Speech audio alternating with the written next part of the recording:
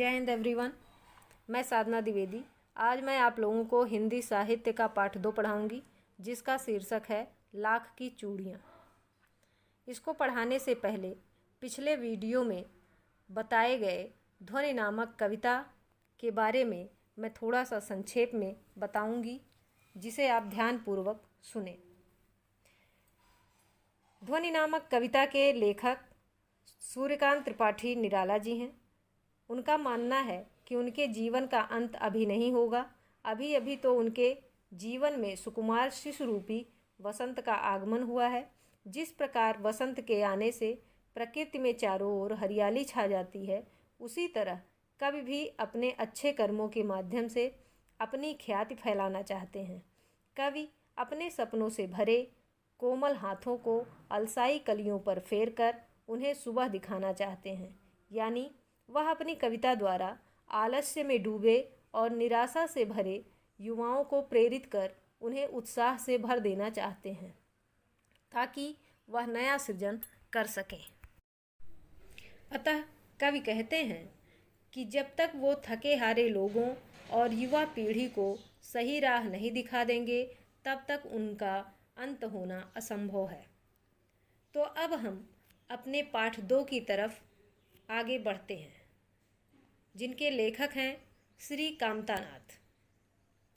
कामतानाथ जी का जन्म 22 सितंबर 1935 को लखनऊ उत्तर प्रदेश में हुआ। ये हिंदी भाषा के लेखक थे।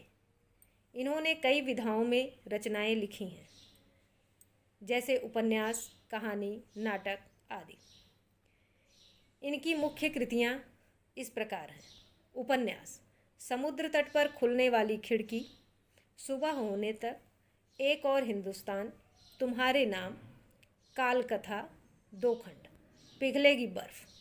कहानी संग्रह: छुट्टियाँ, तीसरी सांस, सब ठीक हो जाएगा, शिकस्त, रिश्ते नाते, आकाश से झांकता हुआ चेहरा, सोवियत संघ का पतन क्यों हुआ।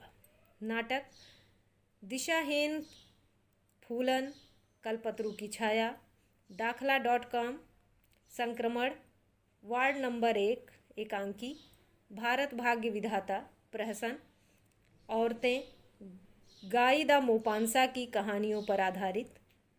अनुवाद: प्रेत, घोस्ट हेनरिक इब्सन।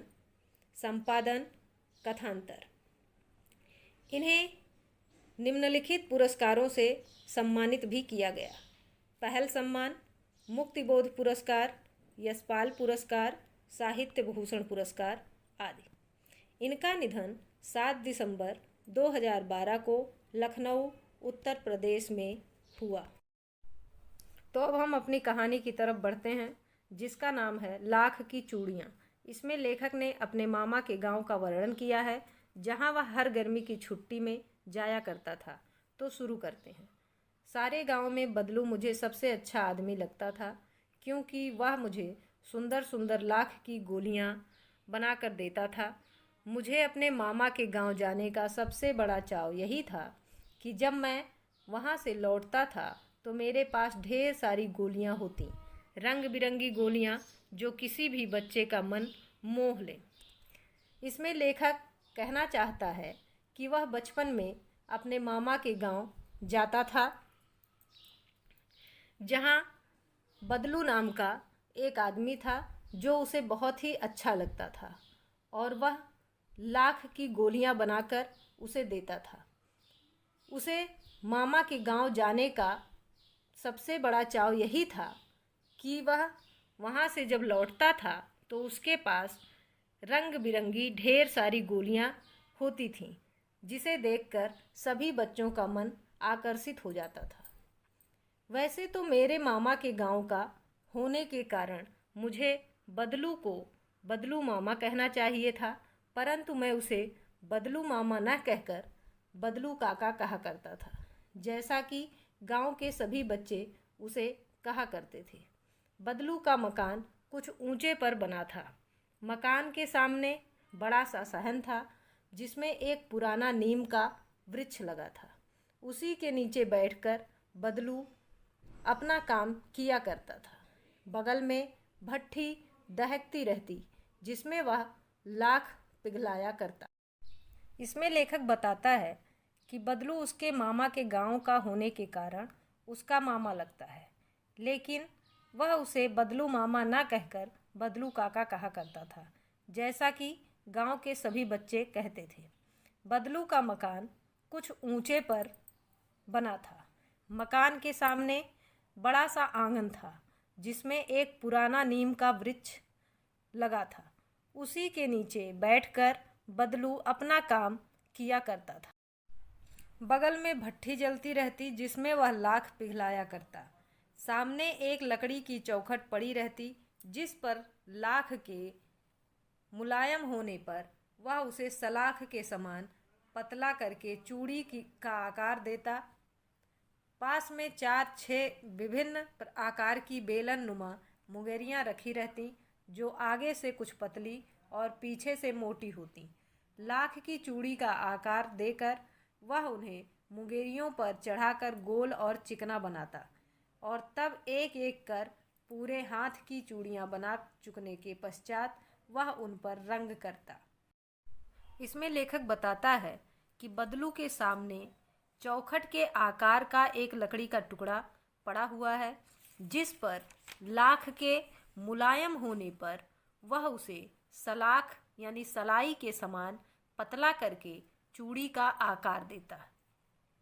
पास में 4-6 विभिन्न यानी अलग अलग आकार की बेलन नुमा बेलन की तरह मुंगरी रखी रहती जो आगे से कुछ पतली और पीछे से मोटी होती।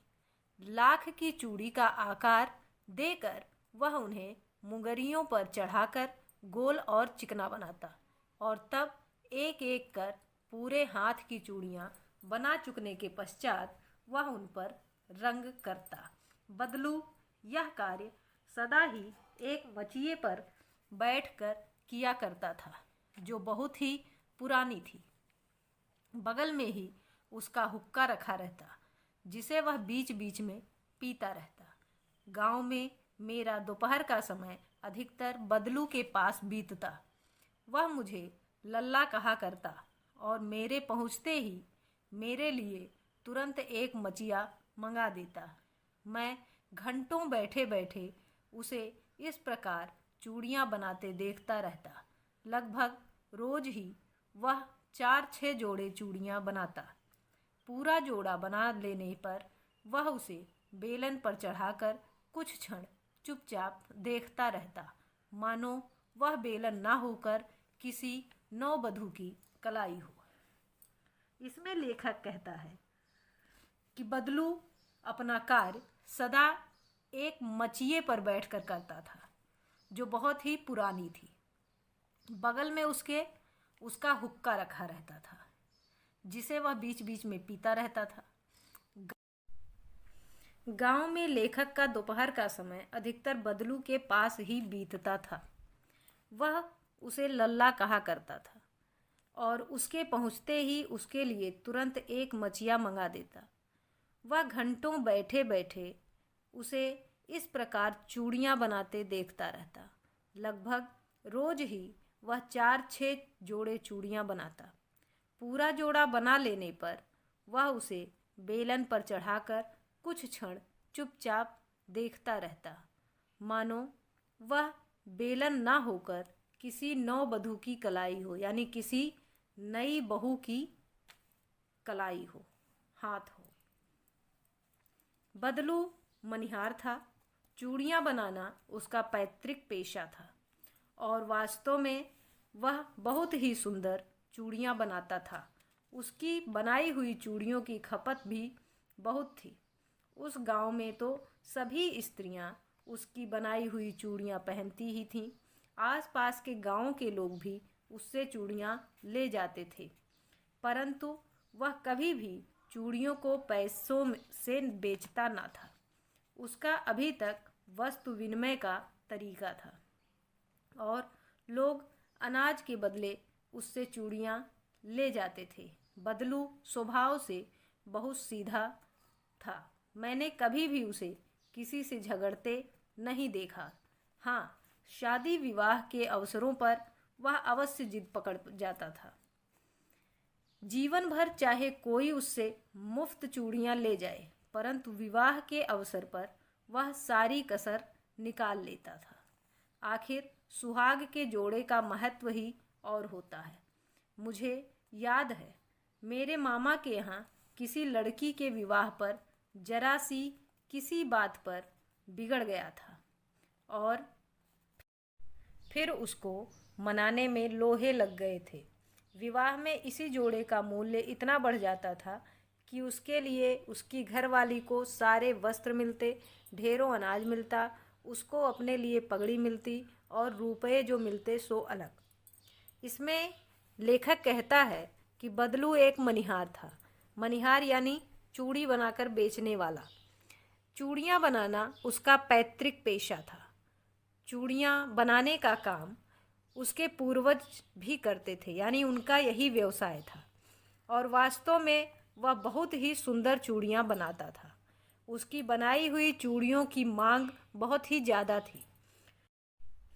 उस गांव की स्त्रियां तो उसकी बनाई हुई चूड़ियां पहनती ही थीं, साथ ही आसपास के गांव के लोग भी उससे चूड़ियां ले जाते थे, परंतु वह कभी भी चूड़ियों को पैसों से नहीं बेचता था। उसका अभी तक वस्तु विनिमय का तरीका था, यानी वह वस्तु के बदले चूड़ियां देता था। सभी लोग अनाज के बदले उससे चूड़ियां खरीदते थे। बदलू स्वभाव से बहुत सीधा था। लेखक ने कभी भी उसे किसी से झगड़ते नहीं देखा था।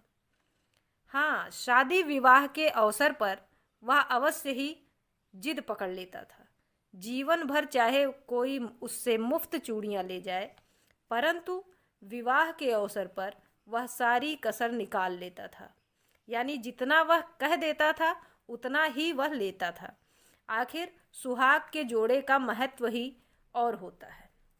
मुझे याद है, यानी लेखक कहता है कि उसे याद है कि उसके मामा के यहाँ किसी लड़की के विवाह पर जरा सी किसी बात पर वह रूठ गया था और फिर उसको मनाने के लिए बहुत ही मेहनत करनी पड़ी थी। विवाह में इसी जोड़े का मूल्य इतना बढ़ जाता था कि उसके लिए उसकी घरवाली को सारे वस्त्र मिलते, ढेरों अनाज भी मिलते, उसको अपने लिए पगड़ी भी मिलती और रुपए मिलते और भी बहुत सारी चीज़ें मिलती थी।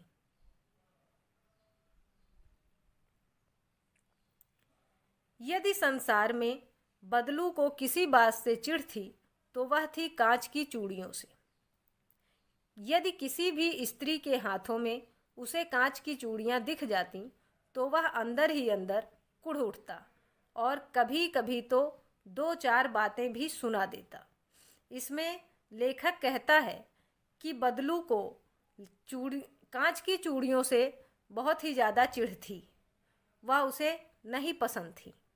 वह किसी भी स्त्री के हाथों में कांच की चूड़ियां देखता तो बहुत ही तेज गुस्सा हो जाता और कभी कभी तो उन सबको कुछ न कुछ कह देता।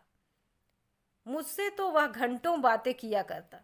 कभी मेरी पढ़ाई के बारे में पूछता, कभी मेरे घर के बारे में और कभी यूं ही शहर के जीवन के बारे में। मैं उससे कहता कि शहर में सब कांच की चूड़ियां पहनते हैं, तो वह उत्तर देता, शहर की बात और है लल्ला, वहाँ तो सभी कुछ होता है। वहाँ तो औरतें अपने मर्द का हाथ पकड़कर सड़कों पर घूमती भी हैं और फिर उनकी कलाइयाँ नाजुक होती हैं ना, लाख की चूड़ियाँ पहने तो मोच ना आ जाए। कभी कभी बदलू मेरी अच्छी खासी खातिर भी करता। इसमें लेखक बताता है कि बदलू उससे घंटों बातें किया करता था। कभी उसकी पढ़ाई के बारे में पूछता, तो कभी उसके घर के बारे में पूछता, तो कभी उसके शहर के में रहने के जीवन के बारे में पूछता।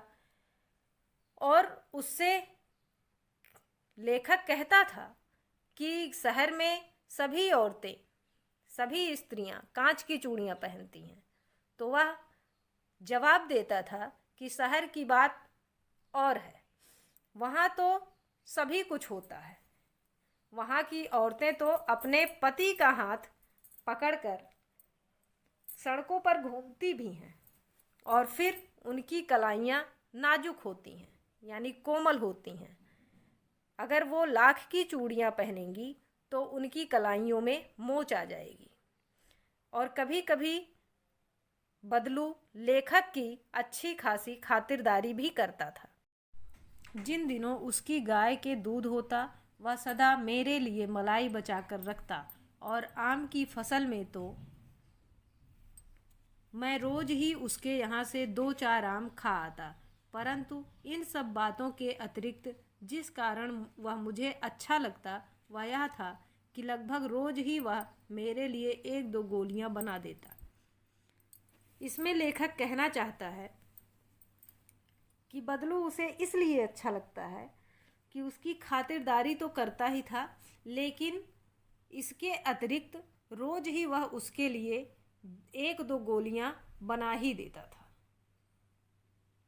पाठ के अब मैं आप लोगों से कुछ प्रश्न पूछती हूँ, जिनके उत्तर आप अपनी उत्तर पुस्तिका में लिख लीजिएगा, जो कि बहुत ही महत्वपूर्ण है और इस पाठ को समझने में आपकी सहायता करेंगे। पहला प्रश्न, सारे गांव में लेखक को सबसे अच्छा आदमी कौन लगता था? दूसरा प्रश्न, लेखक अपने मामा के गांव क्यों जाना चाहता था? तीसरा प्रश्न, लेखक को बदलू को क्या कहना चाहिए था और वह उसे क्या कहता था? चौथा, बदलू का मकान कहाँ पर बना था, उसके मकान के दृश्य का वर्णन करो। पांचवा प्रश्न, वह लाख को कहाँ पर पिघलाता था? छठा प्रश्न, बदलू लाख की चूड़ियाँ कैसे बनाता था, वर्णन करो। सातवां प्रश्न, बदलू लेखक को क्या कहता था? आठवां प्रश्न, बदलू कौन था और उसका पैतृक पेशा क्या था? नौवां प्रश्न, सभी लोग बदलू से चूड़ियाँ किस प्रकार लेते थे? 10वां प्रश्न, बदलू के स्वभाव के बारे में लिखो।